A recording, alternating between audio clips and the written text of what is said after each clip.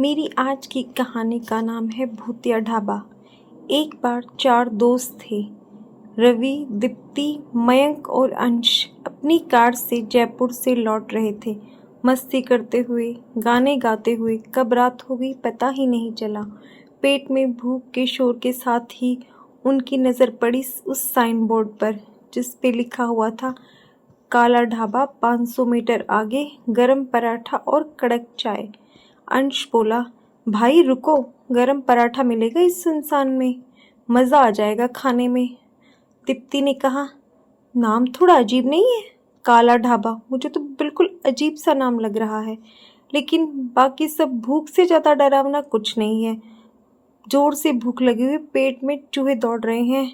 अब तो सिर्फ खाना दिखाई दे रहा है और सच में मन कर रहा है जल्दी से ढाबे पर पहुंच जाए।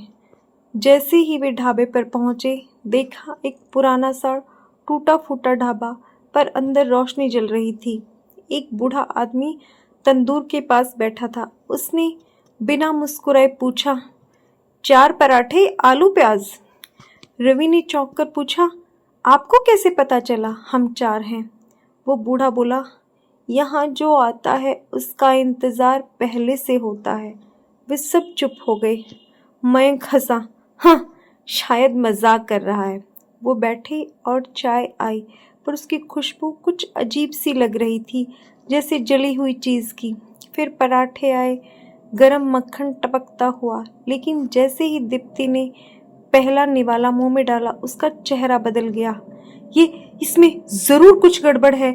मैंने बोला था ना, पहले ही बहुत कुछ अजीब है यहाँ। अचानक बिजली चली गई, हवा सर्द हो गई और ढाबा एक पल में बदल गया। चारों उठे और देखा, वो बूढ़ा आदमी वहाँ था ही नहीं, और तंदूर जो अब तक जल रहा था वो बुझ चुका था। लेकिन वहाँ बैठी 4 अधजली लाशें, जिनके हाथों में पराठे थे और आंखें खुली हुई थी। दीप्ति ने कांपती आवाज़ में कहा, ये तो हम ही हैं। चारों लाशें हमारे जैसे ही दिख रही हैं। अंश ने चिल्लाकर कहा, यह क्या हो रहा है?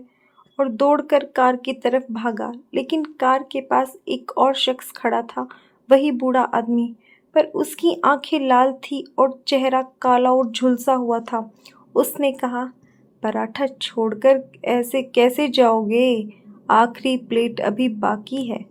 तभी एक जोरदार चीख गूंजी, ढाबे की दीवारें पिघलने लगी, वहां लगे सभी फोटो जलने लगे और उनमें से निकली एक एक करके भूतिया परछाइयाँ, और सबने चारों ओर से घेर लिया।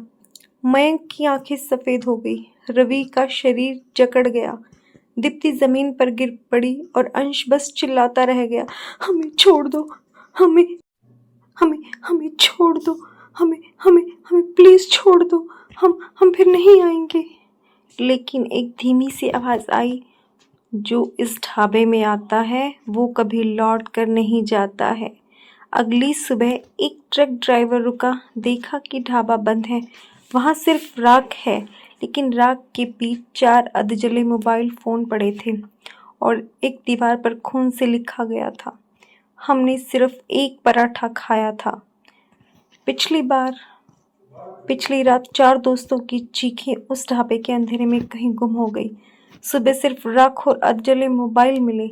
केस को अज्ञात गुमशुदगी में डाल दिया गया। पुलिस, गांव वाले सब ने कहा, वो ढाबा तो बरसों से बंद पड़ा है। लेकिन कहानी अभी ख़त्म नहीं हुई। रवि का छोटा भाई निखिल, जो मुंबई में पढ़ रहा था, अचानक परेशान हो गया। रवि का मोबाइल फ़ोन जो लापता था, उसमें से अचानक एक कॉल आई।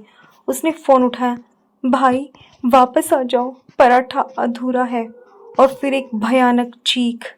निखिल ने फ़ौरन रवि की लोकेशन ट्रैक करने की कोशिश की। लोकेशन वही थी, वही डरावनी जगह, काला ढाबा। निखिल ने अपने 2 दोस्तों रेहाना और विवेक के साथ उसी जगह जाने का फैसला किया। उसने कहा, मेरा भाई वहीं मिलेगा, क्योंकि मेरे भाई ने मुझे फ़ोन किया है। वो बहुत दुखी है, वो दर्द में है, मुझे वहाँ जाना ही पड़ेगा। रात को 2 बजे वो हाईवे पहुँचे। वहाँ देखा वही पुराना वीरान ढाबा, लेकिन अब वहाँ फिर से रोशनी जल रही थी। रेहाना बोली, कहते हैं जो एक बार यहाँ गया वो फिर लौट कर नहीं आता। निखिल बोला, मुझे तो अपने भाई को ढूंढना है, चाहे कुछ भी हो, मैं उसको यहाँ से लेकर ही जाऊंगा। वो तीनों जैसे ही अंदर गए वहाँ कोई नहीं था, पर मेज पर 4 अधूरी प्लेटें रखी थी और एक नोट। एक बार जिसने खा लिया उसका हिस्सा यहीं रहता है। फिर एकदम से डरावना दरवाज़ा बंद हो गया। पीछे से वही बूढ़ा आदमी आ गया, मगर इस बार उसकी आंखों में इंसानियत नहीं थी, सिर्फ अंधेरा। उसने कहा, खाना अधूरा है, जब तक चौथा नहीं आएगा उन्हें मुक्ति नहीं मिलेगी। अचानक सामने की दीवार पर 4 परछाई उभर कर आ गई। रवि, दीप्ति, मयंक और अंश की। उनकी आंखों से खून बह रहा था। रवि की परछाई ने कहा, भाई हमें छोड़ दो, यह भूख कभी खत्म नहीं होती। निखिल चीख पड़ा, भाई भाई मैं तुम्हें यहाँ से लेकर जाऊंगा, भाई भाई मैं तुम्हें नहीं छोड़ूंगा यहाँ पर। लेकिन तभी बूढ़े आदमी ने कहा, अब तेरी बारी है, आखिरी पराठा तेरे लिए बना है। विवेक ने अपने बैग से माचिस निकाली और ढाबे के अंदर आग लगाने की कोशिश की। तभी भूतिया परछाइयाँ जमीन से बाहर निकली और उनकी तरफ बढ़ने लगी। आग लग गई, ढाबा धू धू कर जलने लगा, सब कुछ जलने लगा, पर वो बूढ़ा नहीं जला, वह बस हंसता रहा। रिहाना ने निखिल को घसीटते हुए बाहर निकाला।